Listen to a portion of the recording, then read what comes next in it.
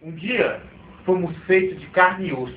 Não tínhamos sentido na vida, então inventamos a máquina. No início ela era grande, pesada e imensa. Continuamos sem sentido na vida, então resolvemos diminuir a máquina. Até ela caber em tanto quanto é lugar. Até microchip, nanotecnologia, celular, gravador, computador,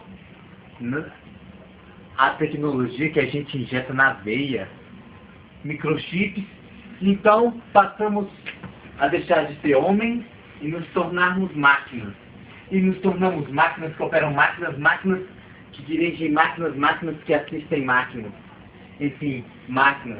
Daqui a pouco vamos trocar nossa boca por uma entrada USB. Nosso cérebro por um HD.